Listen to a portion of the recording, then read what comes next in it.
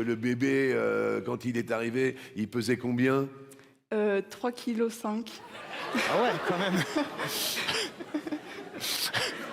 Et 50 cm.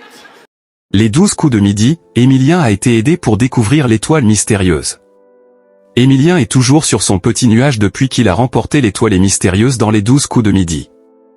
Le maître de midi a cependant été contraint de révéler qu'il avait été beaucoup aidé pour la démasquer.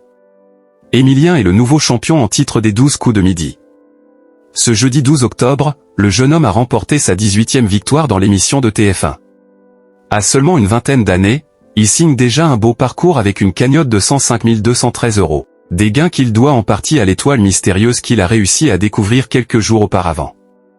En regardant l'écran du jeu, le maître de midi n'avait plus le droit à l'erreur puisque toutes les cases étaient dévoilées et affichaient clairement le visage de Lily Collins.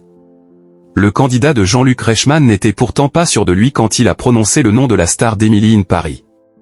C'est finalement sur un tonnerre d'applaudissements qu'il a décroché le gros lot, soit 37 000 € de cadeaux. C'est incroyable. C'est le hasard complet, je ne savais pas à quoi elle ressemblait. Quand j'ai découvert son visage, je me suis dit que je ne savais pas qui c'était. Ce qui était complètement vrai jusqu'au moment où son visage m'est apparu et j'ai eu une inspiration, a-t-il lancé, heureux de sa victoire. Émilien a reçu un sacré coup de pouce. Pendant ce moment de gloire, Émilien n'a cependant pas dit toute la vérité à Jean-Luc Reichmann. Il lui a même raconté un mensonge puisque ce jeudi 12 octobre, l'animateur a ouvert son émission en révélant que le maître de midi avait reçu une aide très précieuse pour découvrir l'étoile mystérieuse. Sa sœur Romane a même travaillé très dur pour voler au secours de son frère. Elle a cherché jusqu'à 2 h du matin, elle m'a envoyé des pistes. Oui, sur le coup, pour la remercier, je lui ai donné le souffleur, a-t-il confié au mari de Nathalie Lecoultre.